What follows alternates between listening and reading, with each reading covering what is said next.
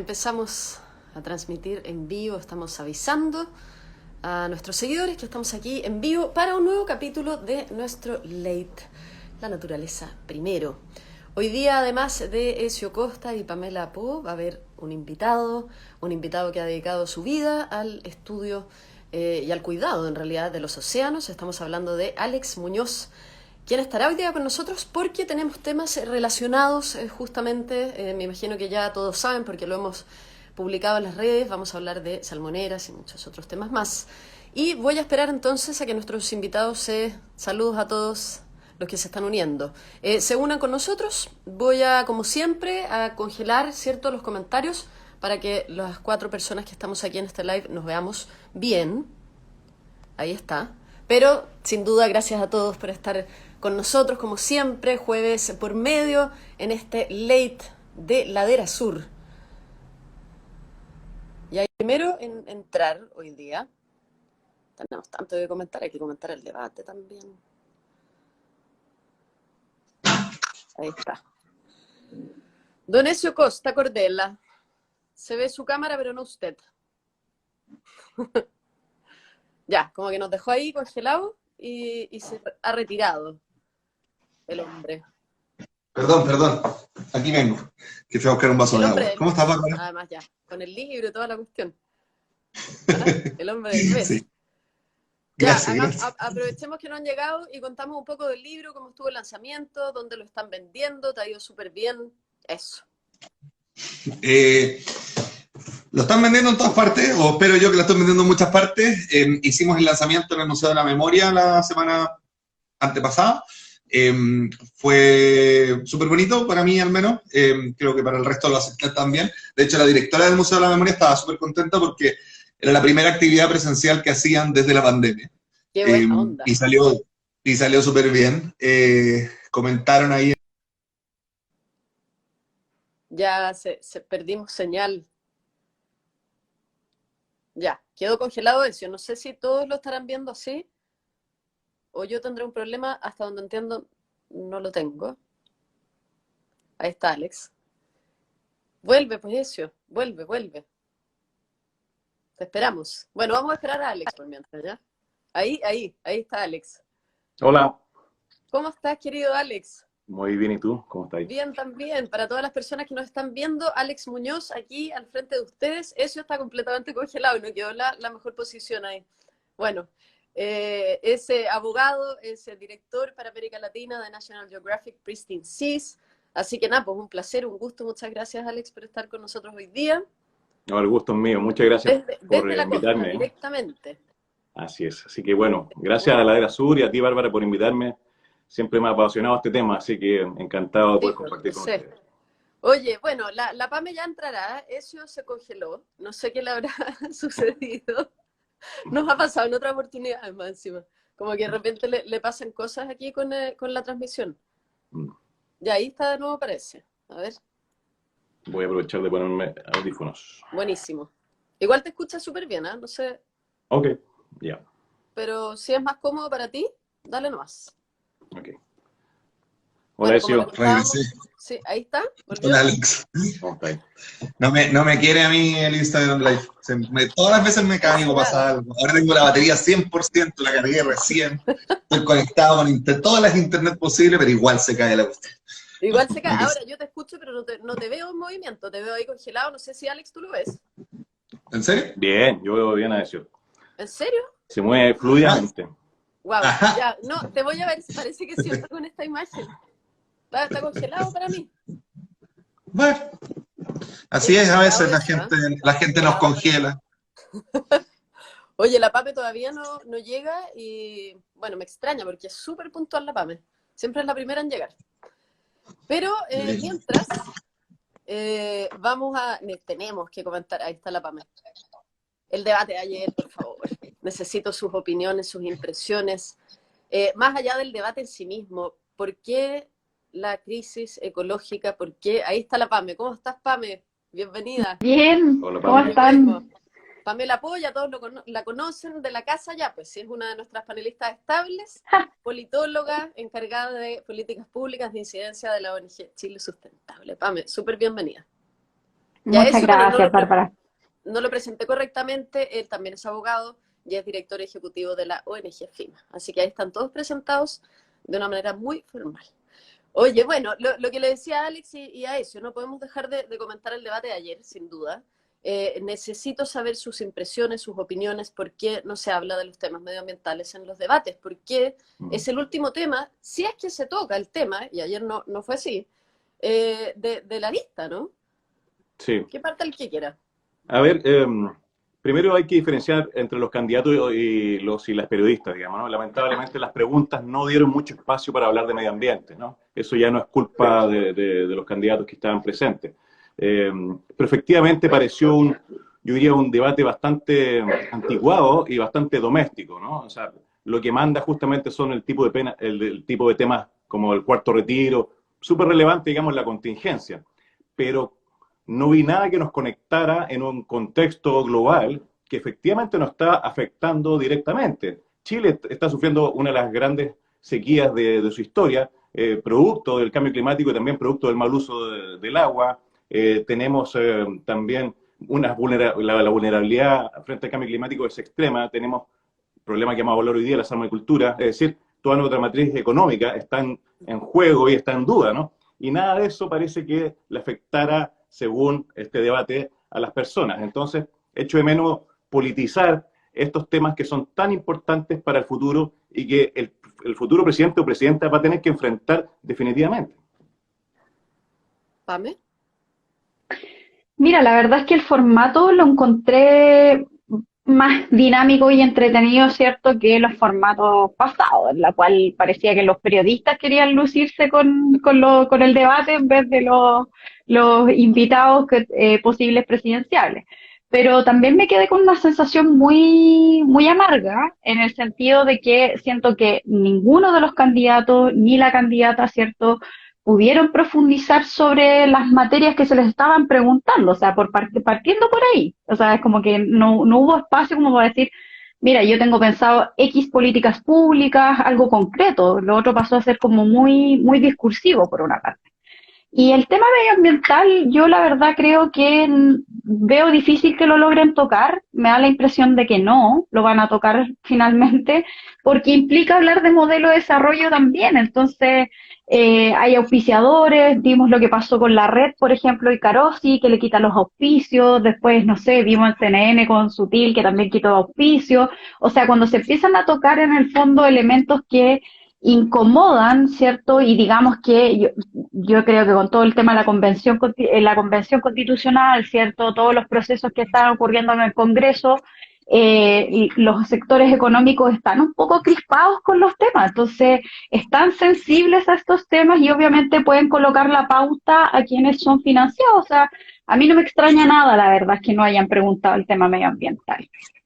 Sí, es una lástima. En todo caso, desde ese punto de vista, yo pienso que hay otros temas que también se tocan que tienen que ver con desarrollo y donde cada uno da su opinión, no sé, desde los impuestos, ¿no?, hasta otros temas que también son peliagudos, delicados.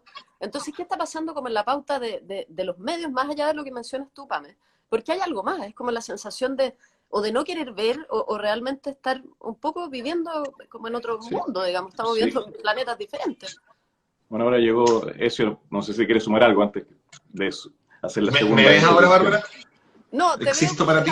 te lo juro. ¿En serio? Bueno. Te prometo. Que antes. Pero me escucháis, por lo menos. Hola, Pame, ¿cómo estás? Hola, pero yo veo bien a Alessio. Sí, pues, Alex, los veo bien a todos. Sí, parece que con la Bárbara tenemos un problema de conexión. Sí. Oye, el debate. Mira, creo que, a ver, para partir, los temas ambientales yo espero que sí los toquen. Estamos cursando las invitaciones para hacer un debate con la de la Sur, con el desconcierto. Ojalá lo acepten y ojalá entonces tengamos un debate ambiental. Pero efectivamente, como dice la Pame, yo estoy de acuerdo con ella, hay un problema de los medios y también de los candidatos y la candidata, de meterse muy profundamente en materias relacionadas con desarrollo económico que están muy apegadas en Chile a la protección de la naturaleza, porque por uno u otro motivo prefieren evitar esa crispación que está presente. Es una lástima porque necesariamente quienes están en esas posiciones de poder respecto de los bienes, sobre todo los bienes comunes naturales, pucha, van a tener que entender o van a tener que hacer un trabajo para poder entender la situación en la que estamos y entonces soltar parte de los, digamos, de los enclaves que han mantenido hasta ahora. Eso va a tener que suceder y que después del estallido social, después de la revuelta y todo el proceso, todavía no entiendan que eso es una de las cosas necesarias para que el país funcione en algún nivel de paz social y armonía, me parece bien, bien complejo. No lo generalizo tanto, porque yo he visto algunas voces que al menos van flexibilizando esas posturas, pero también hay otras que quisieran seguir con todo igual o incluso peor, ¿no? Como hacerlo aún más duro, transitar hacia lugares donde tengan todavía más poder esas posiciones. Y bueno, ojalá no tengan tanta cabida, ¿no? Yo tengo una opinión, la verdad, es distinta. Yo creo que existe la percepción de que los temas ambientales no acarrean un caudal de votos suficiente como para tocarlos en medios de comunicación masivos, digamos. Yo creo que va más que nada por ahí. Podrían perfectamente hablar de cambio climático que esperan, y yo creo que mucha gente quizás a lo mejor no le interesa tanto como los temas más contingentes, más inmediatos. Quizás nosotros no hemos tenido tampoco la capacidad de plantear una agenda más aterrizada, más atractiva, donde la gente perciba cuáles son los problemas, cuáles son los beneficios, las oportunidades. No lo hemos sabido traducir bien en un lenguaje mucho más cercano, ¿no? La verdad que me cuesta imaginar que hay un veto, digamos, desde, no sé, desde el sector, no sé, por ejemplo, energético, al que se tome temas de cambio climático. Yo creo que hay temas súper posicionados y hay candidatos sencillamente que no los tocan porque creo que no se conectan mucho en su discurso o con la manera como los tratan con la gente. O sea, ¿te acuerdas lo que pasó con Jadwe en el debate medioambiental que organizaron ustedes? Sí, pues, de hecho. Jadwe se bajó nomás porque percibió, ¿sabes qué? Esta semana la voy a gastar en otra cosa. Voy a ir a la calle, voy a ir a gastar en otras cosas, y no fue nomás.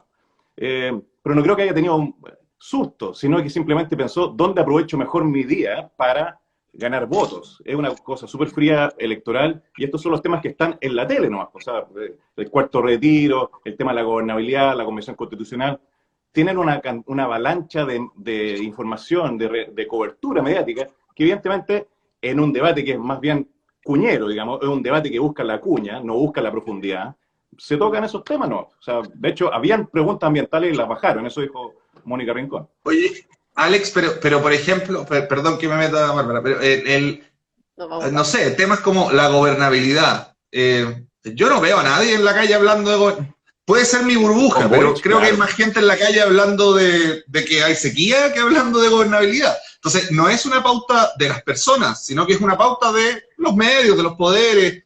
Es que es un tema porque está Boric cuestionado justamente por si va a saber dar gobernabilidad.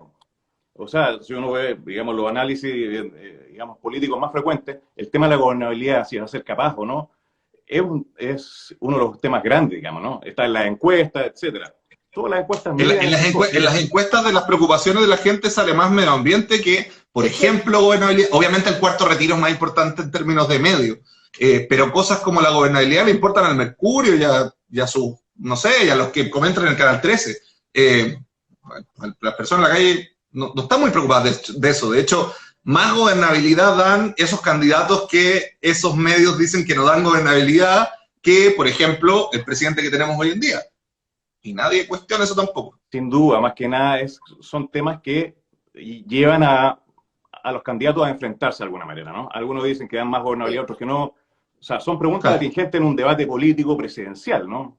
Y el medio ambiente, como digo, está... me cuesta imaginar a esta altura que no vamos a hablar de cambio climático, digamos, ¿no? Ya, de verdad que no me imagino que hay un veto para nada. Sinceramente, siendo completamente partidario que se toquen esos temas, no creo que haya como una especie de miedo a que se hable de cambio climático, no lo creo. Ahora, sí, no deja de ser interesante, que es lo que decía eso también, que las últimas encuestas han demostrado que uno de los temas que más le importan a las personas es el tema medioambiental. Entonces, está esa dicotomía muy rara, digamos, que se supone que los medios están tocando los temas que a las personas les interesan, pero en este caso particular no lo están tocando. Entonces, sigue habiendo algo que a mí me llama mucho la atención, finalmente. O sea, pero es que yo creo que son dos temas. Una cosa es como el soft como los temas soft de cambio climático, que es como lo más genérico, y lo otro es irnos al fondo, y yo creo que el fondo es el que no quieren tocar. O sea, porque cuando empezamos a hablar, por ejemplo, si tú desmenuzas el tema del extractivismo en Chile, que existe, que está presente en los territorios, es un tema súper complejo para abordar, tanto para los candidatos y la candidata, como para los periodistas, que significa reconocer que el sistema, el desarrollo que tenemos, no en ninguna parte es compatible con la crisis climática y ecológica. Y yo creo que ahí es donde está, siento yo que hay como un veto de los canales. O sea, cuando se enviaron las preguntas, cuando los periodistas ayer pedían preguntas, la gente reventó con los temas ambientales. Y en el fondo es como, hay mucha preocupación, creo yo. Yo creo que hay un veto, pero de los canales. No creo que tampoco los candidatos y la candidata tengan miedo de tratar el tema, sino que siento que los periodistas tampoco lo tienen internalizado. Quizás hay ahí también un tema de línea editorial por una parte, y por otro lado la información de los propios periodistas. O sea, yo no veo muchos periodistas hablando del tema medioambiental, excepto un par de casos como que profundizan. O sea, como que Alejandro Sepúlveda, por ejemplo, que está en Chilevisión y ve el tema del clima, yo diría que es el periodista que está haciendo como puntos críticos. Habló de decrecimiento el otro día, fue impresionante. O sea, verlo en televisión es como abierta. Es un tema que yo lo encuentro muy loable, pero sería el periodista. No veo a los otros entrando en esa línea, pero creo que son percepciones, ¿eh? Pero más allá de eso, el debate no daba ningún nivel de profundización de política pública, ni siquiera para las cosas que les preguntaron. Yo ahí coincido con Alex, que es muy cuñero el debate, y en el fondo se buscó un poco ahí encuentro que todas las peleas fueron medio ficticias, así como muy de colegio, así como, eres feo, Una lucha no, tú libre. eres la fea, Algún candidato sí, era muy, desiluso del colegio. sí, era Oye, muy de ¿puedo colegio. aprovechar de hacer una pregunta a la Bárbara? Porque lo que está diciendo la PAM es bien interesante, que lo dijo también Alex antes, ¿no? ¿Qué tanto esos periodistas, te lo digo a ti, Bárbara, porque tú eres periodista, la única periodista, qué tanto los periodistas en los debates buscan generar esas cuñas para que salga después en los medios que en el debate de su medio pasó esto y entonces no sé qué? Porque si efectivamente pareciera que eso buscan, esa es una de las respuestas. Y ahí tiene mucha razón Alex cuando dice, bueno, tratan de meterlos en peleas que son más populares, que son en realidad las que van a cubrir los medios tradicionales, y entonces así sale más su medio. ¿Qué tan cierto es eso? Sí, ¿Qué les enseñan en la escuela? no te puedo hablar, yo puedo hablar por mí, ¿cachai? No puedo hablar por No, el claro, medio, obvio. no puedo hablar por el resto de los periodistas, cada uno ahí busca, pero evidentemente que la cuña es importante en el periodismo porque es de donde tú finalmente paras un titular y qué sé yo. Sí, lo que podría decir desde el periodismo de lo que decía la PAME es que efectivamente hay pocos, o sea, no es que solo hay pocos periodistas, hay pocos espacios para los periodistas que quieren dedicarse a estos temas o que les importan o interesan estos temas. Y por otro lado, en el debate también, y esto ya es una percepción personal, pero siendo como súper asidua, por ejemplo, a ver los debates que se realizan en la televisión estadounidense y todo, el show mediático, la cosa donde hay un poco de pelea y qué sé yo, tiene que ver con rating. Y por eso que son tan entretenidos también, ¿no?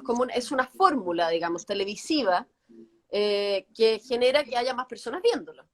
Si hacemos un Ahora, debate donde cada uno hace un speech eterno, claramente va a ser muy aburrido. Yo creo que ahí está como un poco la diferencia entre lo que fue ayer y los debates anteriores, ¿no? claro, y Hacerlos bueno, pelear un poco. pero también tiene que ver con los temas que están posicionados. Yo creo que también no es que haga una autocrítica, pero tiene que ver con los temas que están posicionados en la prensa. Hay dificultades para hablar políticamente del medio ambiente. Yo creo que eso es cierto, digamos, ¿no? Tenemos una costumbre de tratar estos temas como si fueran puros temas científicos medios inertes, digamos, donde hablamos digamos, de una especie y todo eso, pero no los politizamos mucho. Pero en Estados Unidos sí. Y la gente, o sea, tú ves los debates presidenciales, sí, donde está el lobby petrolero más grande del mundo, y se habla de cambio climático, energía renovable, o sea, eso es parte de los planes populares que tienen los presidentes. Yo creo que claro, es difícil vencer ciertas inercias, digamos, ¿no? Es que yo creo que los medios están acostumbrados a ciertas pautas muy tradicionales. Estos son medios tradicionales, CNN y Chilevisión, digamos, que son los que hicieron el debate, y por lo tanto se pregunta lo que ellos hablan siempre. Y los candidatos también están acostumbrados. Ninguno de los candidatos viene del mundo ambiental tampoco. Entonces tampoco es que manejen mucho, no tienen mucha historia para hablar. Se tienen que preparar y dicen un par de cosas. Usan bastante abusivamente la palabra sustentabilidad y la verdad que no hay mucho de fondo. Pero son temas que como que no están en ese intercambio, ¿no? Entre periodistas y candidatos, ¿no? Bueno, ¿alguien quiere agregar algo más o pasamos al tema que nos convoca el día de hoy? Porque ya estamos, nos quedan solo 40 minutos, esto se pasa muy rápido. Antes que se nos politice la política. Está muy Sí, entretenido, dale. claro. Los tres panelistas, buenísimo. Eso, espero haber contestado algo a tu pregunta. Vamos a hablar de salmoneras. Han pasado muchísimas cosas en las últimas semanas. Y una de ellas tiene que ver con un informe de derechos humanos, ¿cierto? Que los tres conocen bien, que salió hace poquito, donde no se dice nada tan nuevo, digamos, de lo que ya sabemos las personas que hemos estudiado el tema de las salmoneras, pero sí es interesante que se haga público y ha llegado a muchas personas. Me gustaría saber, estoy hablando por supuesto, el informe que hizo en cooperación el Instituto de Derechos Humanos, ¿cierto? El Instituto Nacional y el Instituto Danés de Derechos Humanos. Hay varias conclusiones en este informe y dentro de esas conclusiones me gustaría si alguno me pudiera comentar, digamos, qué es lo que más le llamó la atención de lo que aparece ahí. Y por otro lado, ¿cuál es como su evaluación? ¿Qué podemos decir de este informe recientemente publicado? Muy bien. No sé si parto yo nomás. Dale. Dale. Como tú dices, no hay nada nuevo. Yo recuerdo cuando comenzó Océana en Chile, el 2003, se hizo un informe llamado Salmonicultura y Derechos Humanos, digamos, ¿no? Quizás la única novedad en este momento es que es un informe del Instituto Nacional de Derechos Humanos. Y efectivamente describe una serie de situaciones que son constitutivas de violación a los derechos humanos, no solamente por la conducta de las empresas salmoneras, sino también por las conductas del Estado de Chile, que no ha sabido hacer respetar, digamos, ¿no? Derechos de comunidades, de pueblos indígenas, las comunidades locales en general, donde están localizadas las salmoneras, incluso llegando a señalar que existe una asimilación forzada de pueblos indígenas, que es gravísimo, digamos, ¿no? Todas esas conductas son reales, están ocurriendo, y el principal responsable de esa violación a los derechos humanos son, digamos, es el Estado, digamos, ¿no? Que deja pasar, que las salmoneras dejen hacer esto. Podemos profundizar, pero yo diría que lo principal es que hoy hay un informe oficial que pone esta violación a los derechos humanos en un informe, y lo pone en el tapete de nuevo, entre tantas otras cosas que han pasado con la salmonera, que ya profundizaremos, pero son muchas cosas que ya están ocurriendo hace 30 años, digamos, ¿no? O más. Así que cuesta como encontrarle contenidos nuevos. O sea, tenemos que empezar a avanzar en la discusión de qué hacemos, digamos. ¿Qué hacemos? ¿Cuál es la acción que vamos a tomar? Pame, ¿eso? Mira, yo creo que lo del informe, me sumo a lo que dice Alex, creo que provenga, ¿cierto?, de una institución nacional, por decirlo así, es sumamente importante, pero a la vez grave también, porque en el fondo, a ver, primero, esto se viene denunciando ya hace mucho tiempo. Entonces, aquí tú ves que hay una desidia de parte del Estado para tomar decisiones sobre el tema de la salmonicultura. Segundo, está el extractivismo de nuevo presente. O sea, acá tenemos, y me refiero a extractivismo en el sentido de como que se está explotando, ¿cierto?, la naturaleza de forma en extremo, por lo tanto no es sustentable ni sostenible en el tiempo. Y un tercer elemento es que, si bien toda esta información se sabe, tú ves que no se toman medidas ni ocurre, no pasa nada al otro día. Y eso a mí me parece que es tremendamente grave porque en el fondo lo que estamos viendo es que los derechos humanos se están violando de distintas formas en los territorios. Y en este caso en particular, además, creo que la gravedad está sobre todo en el tema indígena, porque en el fondo a mí me parece que es brutal en el fondo, y por otro lado tenemos que no contamos con el servicio de biodiversidad, que ha sido una demanda del mundo ambiental, ¿cierto?, científico, bastante ya durante muchos años. Y esto no va a parar si no contamos con un servicio, además, porque ocurre que no hay nadie que esté velando por la biodiversidad. tenemos, ¿cierto?, el tema de la salmonicultura en Cernapesca, en Subpesca, o sea, tenemos otras instituciones.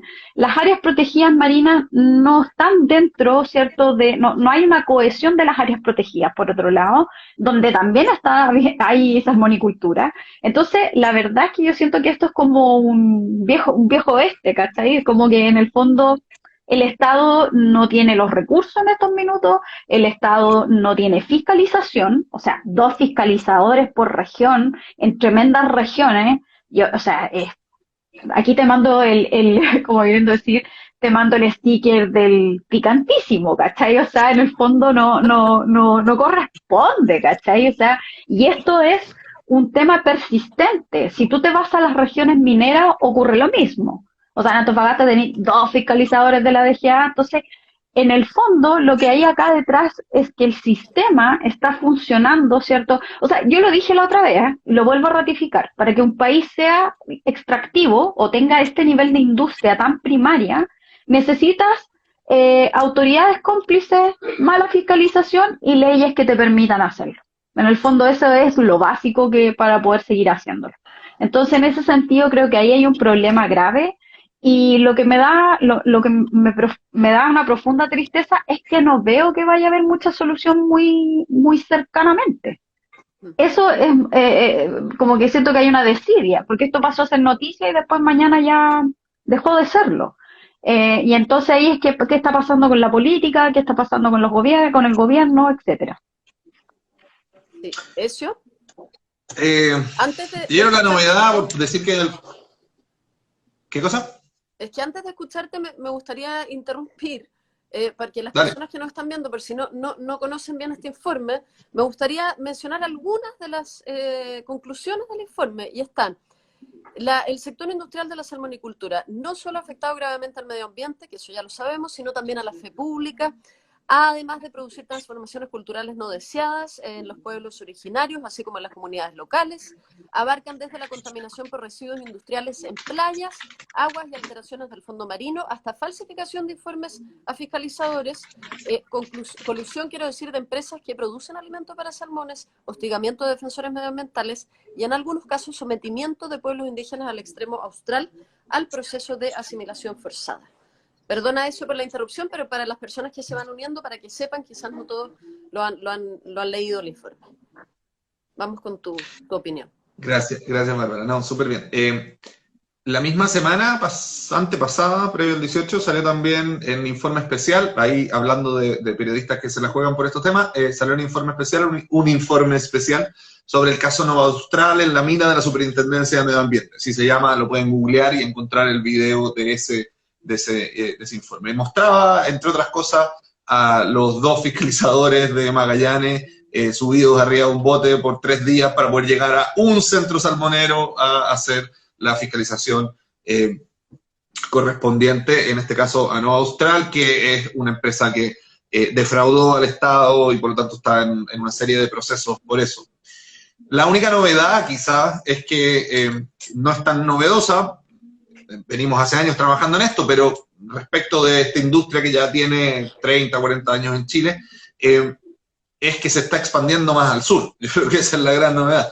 Y que esa expansión hacia el sur, además, ahora viene aparejada con capitales chinos, se está empezando a se quieren construir distintas obras en Puerto Natales, se quiere ampliar un canal, el canal Kirke, ahí cerca de Puerto Natales también, se quieren mover algunos centros salmoneros que están en el Parque Nacional Agostini a la Reserva Nacional Cahuéscar, cosa que es inaceptable, evidentemente.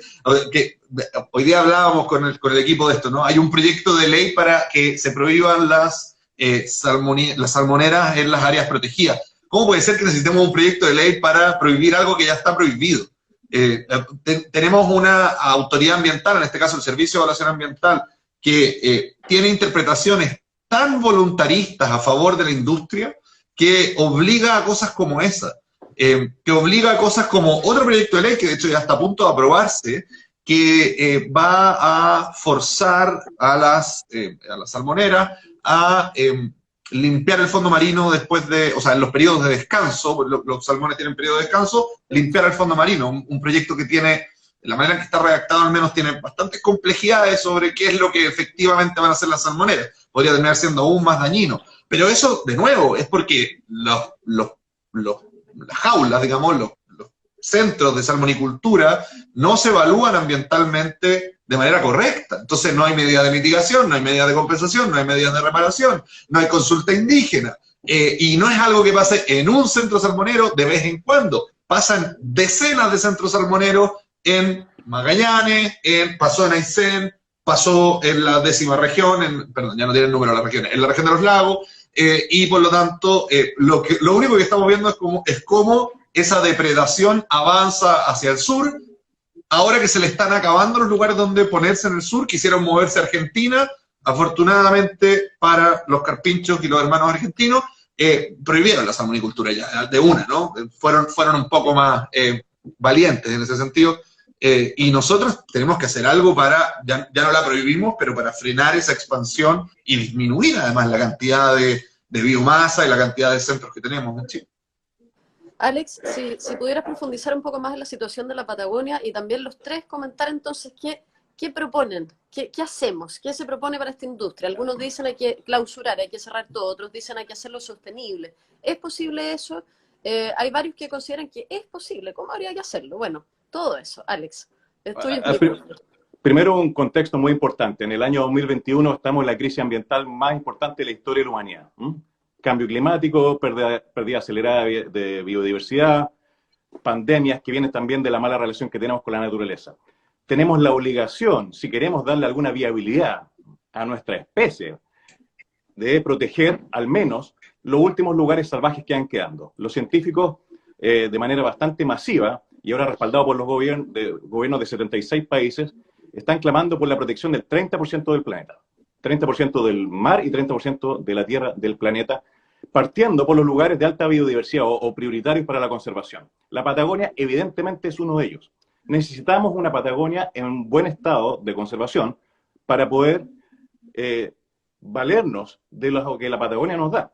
Especies, mitigación de cambio climático, también una economía fuerte en base a la naturaleza. Todas esas cosas vienen de una Patagonia bien protegida. La salmonicultura es una invasión dentro de esa posibilidad que tenemos de aferrarnos a un lugar natural para poder darle viabilidad a la humanidad. La salmonicultura hoy día para mí no puede ser el punto de partida de la discusión, sino que es simplemente una situación grave, tal como ocurre, por ejemplo, con Dominga en el archipiélago de Humboldt. Pero ahí nuevamente lo que más me interesa es qué pasa con el archipiélago de Humboldt, no Dominga, porque antes fueron las termoeléctricas, etcétera, y siempre vamos a tener amenazas. Y pasan otras amenazas también, como la pesca de arrastre, etcétera.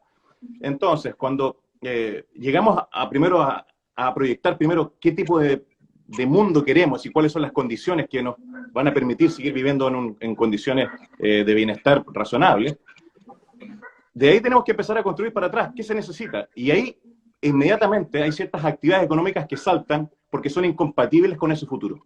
La salmonicultura es incompatible con un planeta que busca estar en balance climático, ambiental en general. No puede subsistir. Para mí, la salmonicultura tiene que irse de la Patagonia, porque la Patagonia es un sistema interconectado, donde si tú pones una salmonera en un lado, las enfermedades, los parásitos, los peces que son invasores y carnívoros y muy voraces, digamos, empiezan a afectar el resto. No sirve confinar a la salmonicultura en una zona determinada. A la larga, Chile va a tener que abandonar la salmonicultura porque es un cultivo intensivo de una especie que no pertenece a ese ecosistema.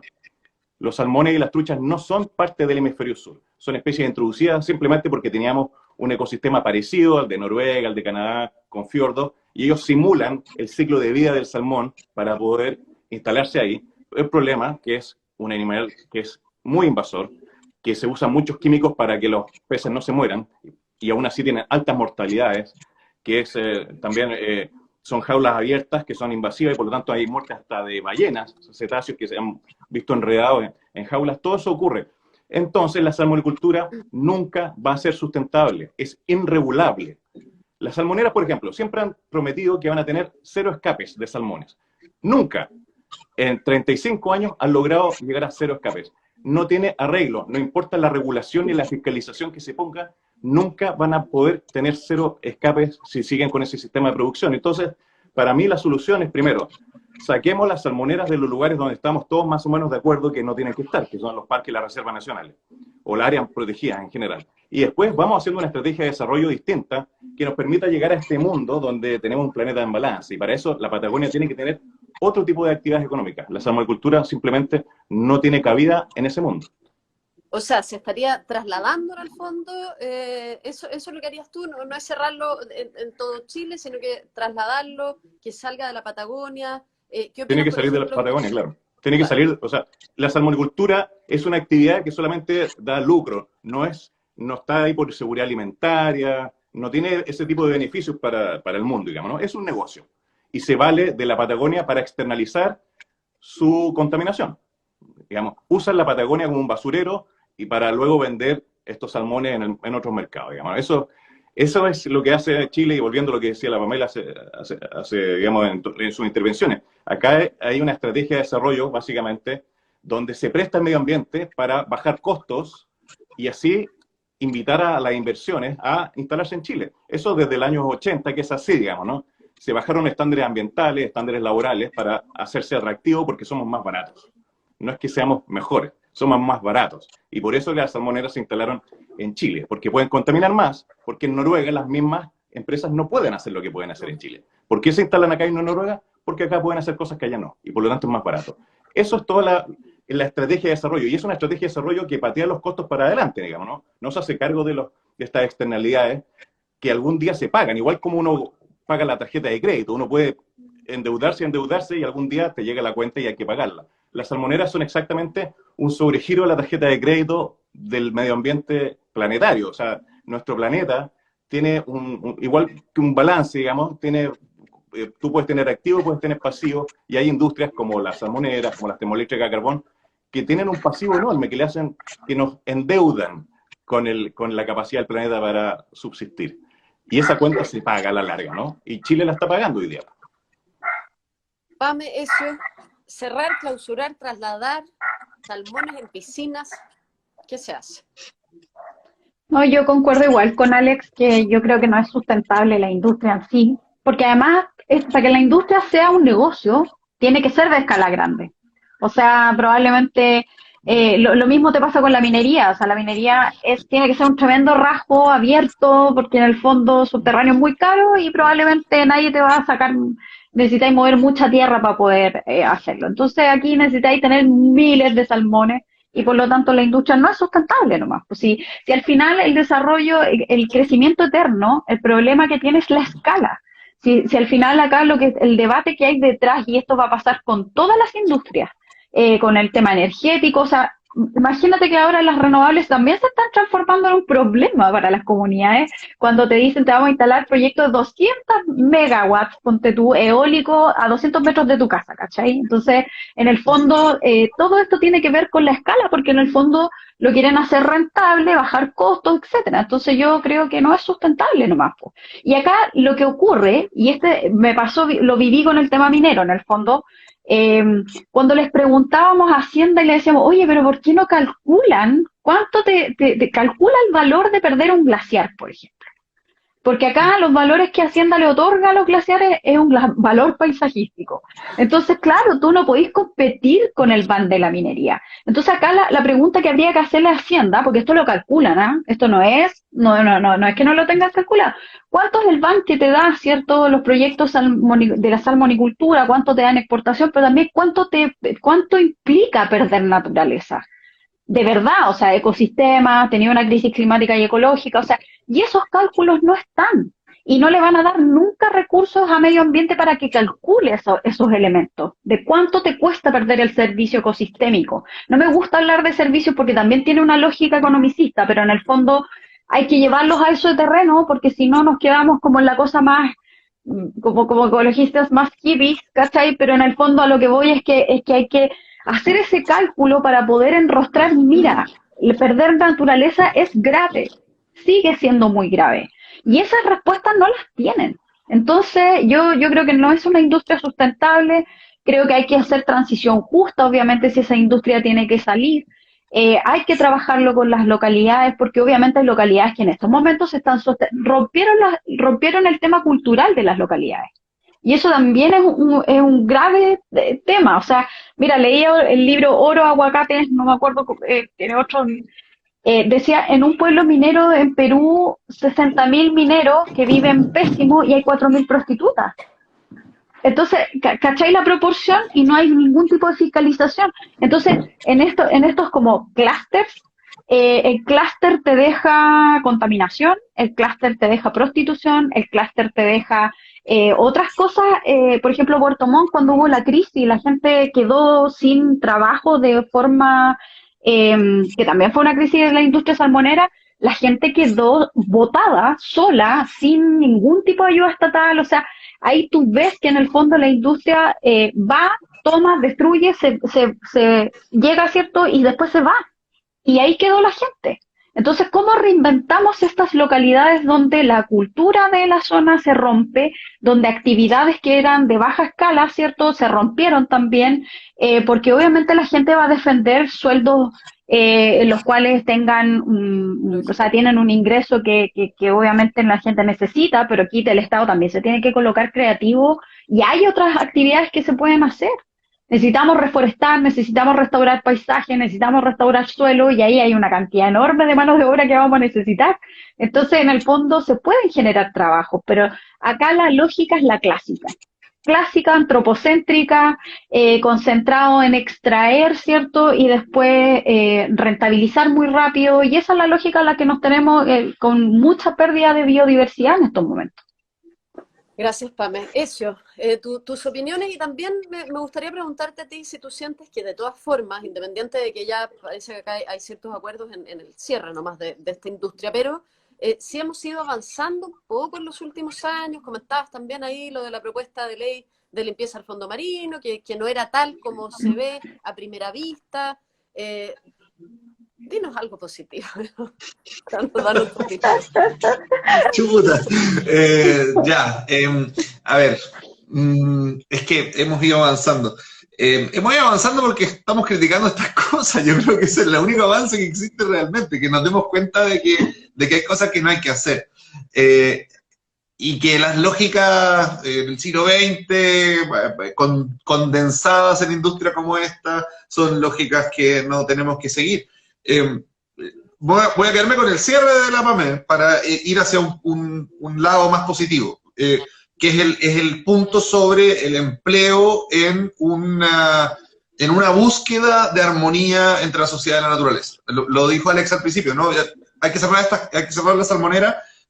Probablemente eso no va a ser algo inmediato y no debe ser inmediato además. Lo único que sí debería ser relativamente inmediato es sacarlas de las áreas protegidas, pero luego, bueno, nos vamos a demorar algunos años en deshacer lo que hemos ido armando, y eso tiene que ser paulatino dentro de la urgencia que tenemos, pero paulatino, y la pregunta que se genera en cualquier territorio que tiene este tipo de empleo es, bueno, ¿cómo se sustituye ese empleo?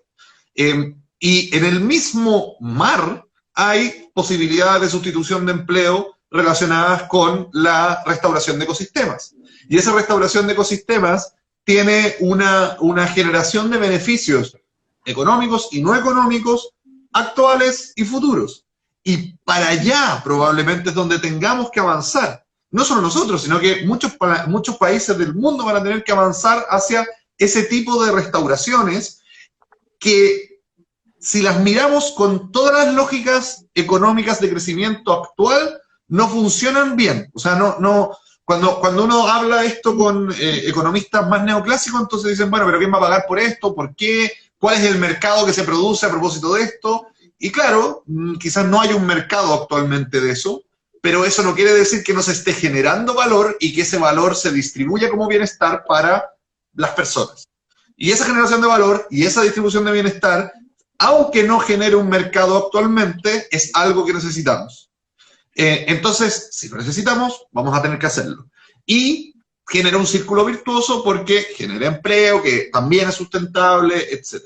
Entonces, ¿por qué no funciona con la economía neoclásica y con la manera que actualmente vemos la economía?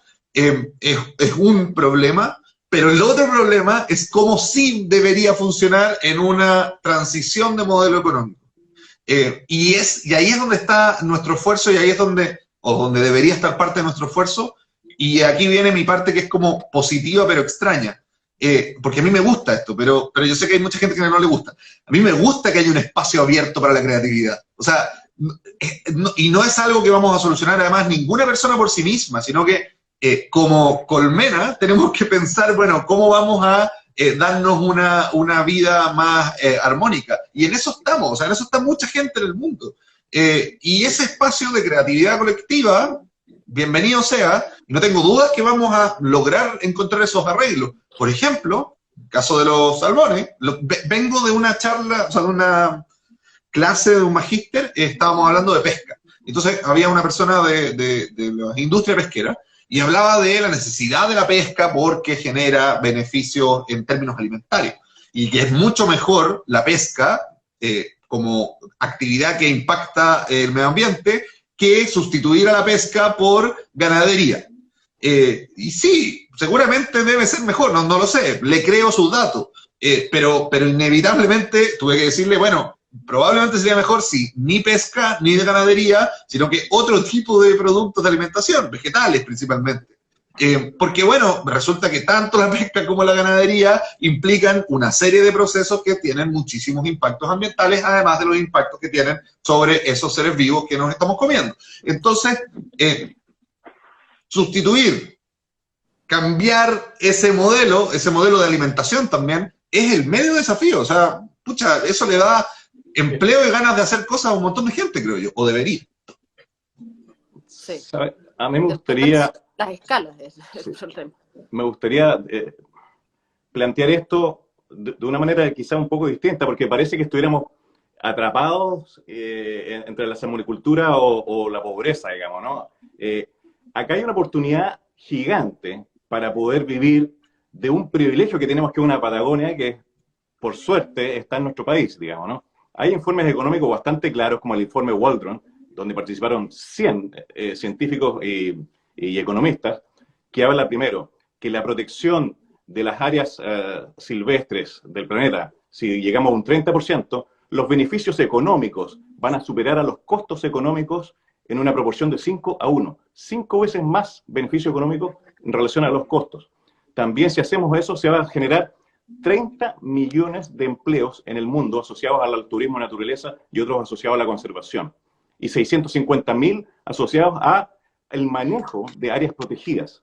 Todo eso puede ser perfectamente una forma de vida en un lugar que tiene una vocación, digamos, de naturaleza. La Patagonia, si la cuidamos, va a durar para siempre y va a dar todos estos beneficios para siempre. La salmonicultura cada vez nos está restando más beneficios, estamos perdiendo cada vez más plata, digamos, y entre obviamente biodiversidad y todo eso, pero estamos perdiendo una oportunidad económica también, si no protegemos la Patagonia a tiempo. Nosotros estamos simplemente con una lógica súper, casi menospreciando nuestras propias capacidades, digamos, ¿no?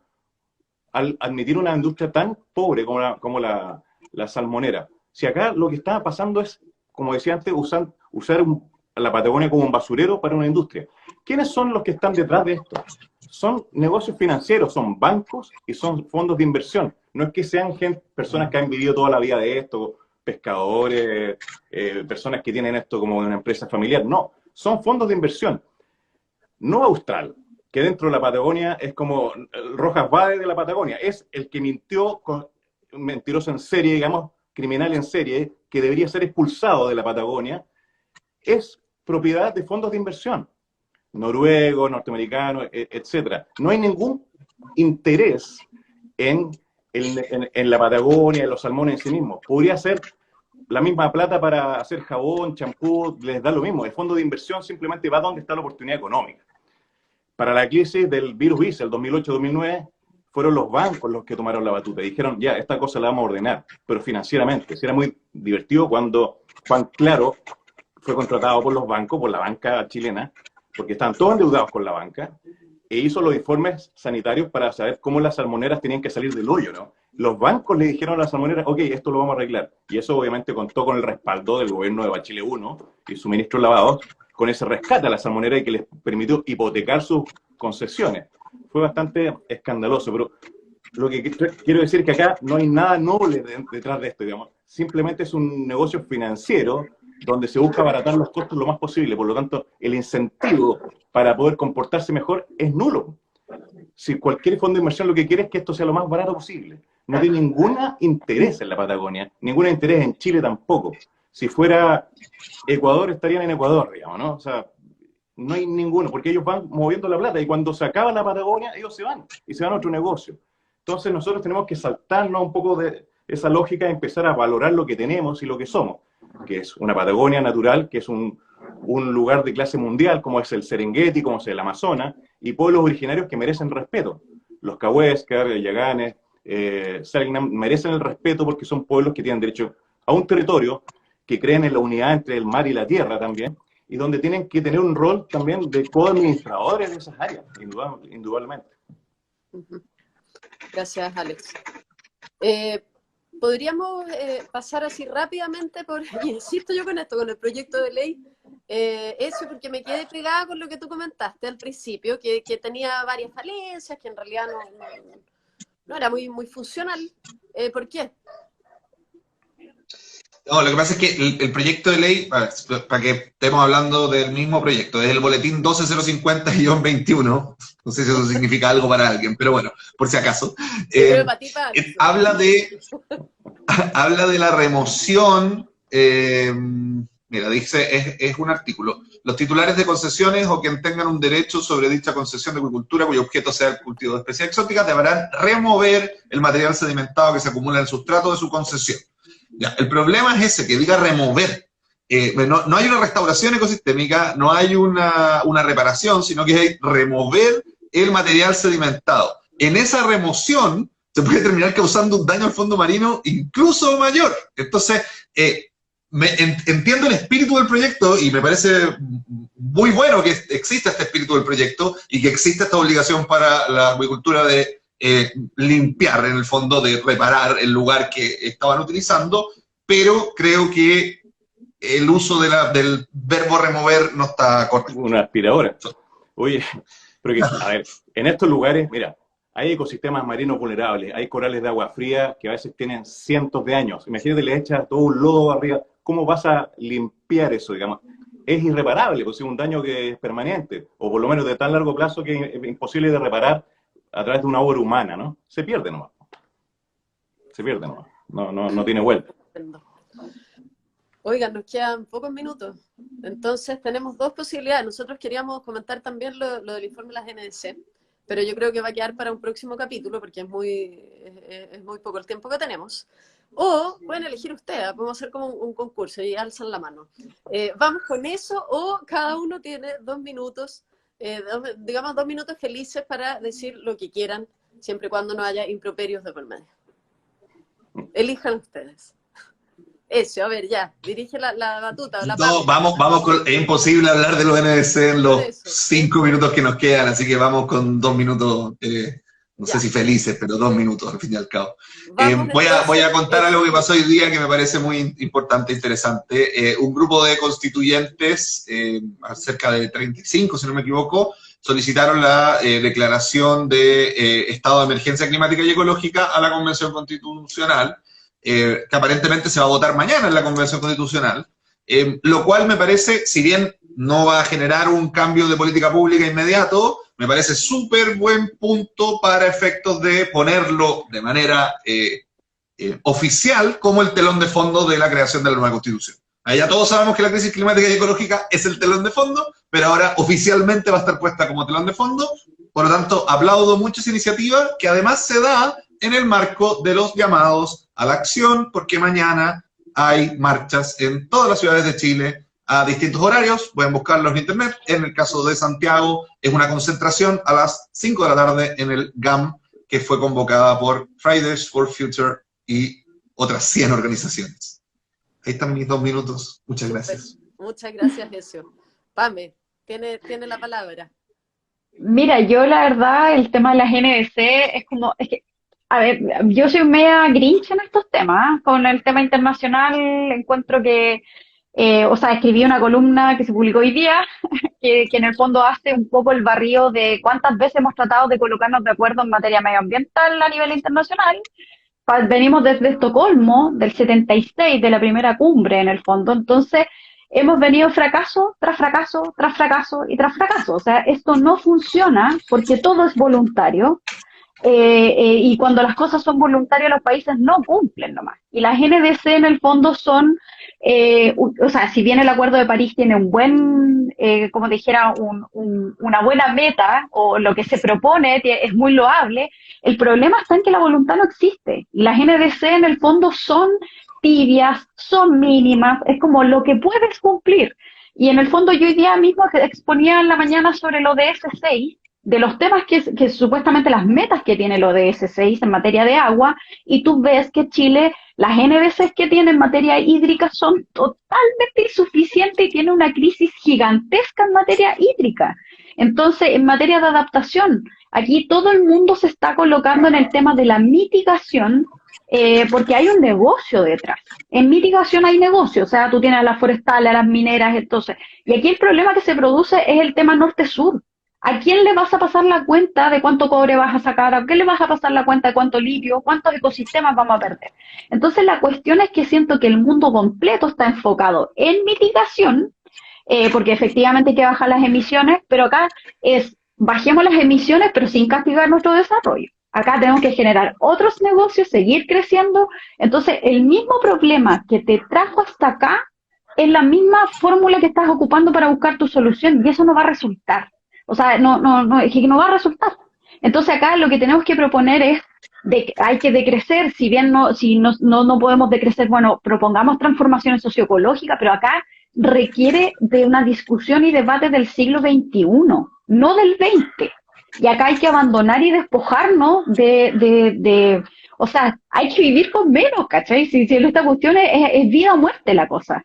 Y en el fondo acá yo creo que todos queremos como sociedad vivir bien, pero en el fondo el exceso que hemos producido ya no tiene, yo siento que no tiene solución con producir más excesos.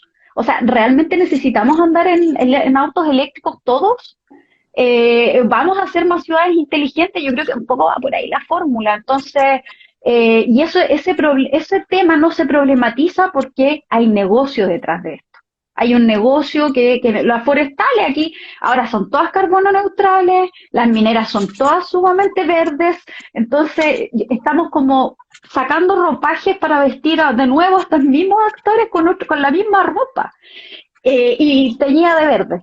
Entonces es muy difícil que las soluciones estén y las NDCs, como te digo, tienen ese problema que es voluntario y que si no cumplen no pasa nada. Entonces yo creo que acá el Estado se va a tener que mirar hacia adentro para poder tener medidas de adaptación y yo decía el otro día, tiene que ser sumamente revolucionario en preparar a la población, a la ciudadanía, a enfrentar una crisis climática y ecológica con políticas públicas, con medidas, o sea, dejen de construir en la costa, en la playa, porque tenemos así como que hay edificios a la orilla de playa. Entonces acá tenemos que empezar a poner ese tipo de condiciones y espero que los presidenciables estén a la altura del desafío porque hay que prepararse desde ya cuando todavía queda tiempo, no cuando ya el problema sea ya no insostenible y aquí es donde la gente pierde, ¿no? Gracias, Pame. Alex, sus minutos ahí de A ver, libre. una buena noticia, esta semana en la Asamblea General de Naciones Unidas hubo muchos anuncios en relación a esta campaña del 30-30, es decir, proteger el 30% del mar y la tierra del planeta de aquí al año 2030.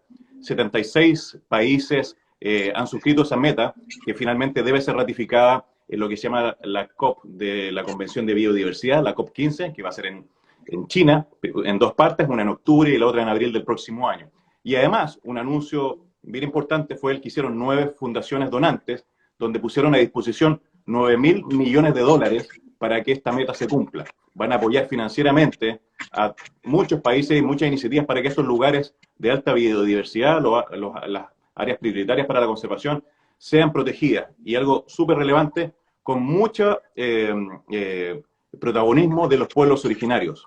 Los pueblos originarios viven en el 85% de las áreas más importantes desde el punto de vista de la biodiversidad en el mundo. Y por lo tanto, se les va a apoyar para que puedan seguir viviendo, respetando sus culturas y co-administrando estas áreas. Así que son 5 billones de dólares, son 5 billones de dólares a disposición para la conservación de la biodiversidad marina y terrestre en el mundo de aquí al año 2030. Es una cifra inédita y ojalá que eso sea también un incentivo para poder crear más áreas protegidas que tienen el rol de proteger la biodiversidad, pero también ayudarnos con el cambio climático, porque ahí están también los grandes sumideros. Ahí se secuestra mucho carbono. Imagínate lo que son los bosques de algas en todo Chile, pero imagínate los bosques de algas gigantes de kelp en el sur. Son grandes sumideros de CO2 y eso nos va a ayudar también a apoyar la causa de frenar el cambio climático. Muchísimas gracias, Alex.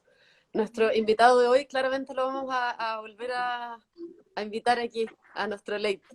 Encantadísimo. Encantado. Cuando quieran nomás, entretenido. gracias a ti, bueno, a Ezio y a la Pamela también, un gran abrazo y que les vaya muy bien. Felicitaciones por el programa, está buenísimo. Muchísimas gracias, Alex. Muchísimas gracias, Pamela Po, por haber estado nuevamente con nosotros. Nos encontramos en 2 jueves más. Muchísimas gracias, don Ezio Costa Cordela, que lo veo congelado hasta ahora. Aunque no me crean, lo veo congelado todo el programa. Pues, ni modo. Que estén muy bien. Muchas gracias. No sé si cuando te suba después el video va a salir así. No, vamos a ver qué pasa con la cuenta nuestra. Por lo menos, Ya, queridos. ya, un abrazo. Cariños, nos vemos. Abrazos. Chao, chao. Muchas gracias. Chao, chao. Chao.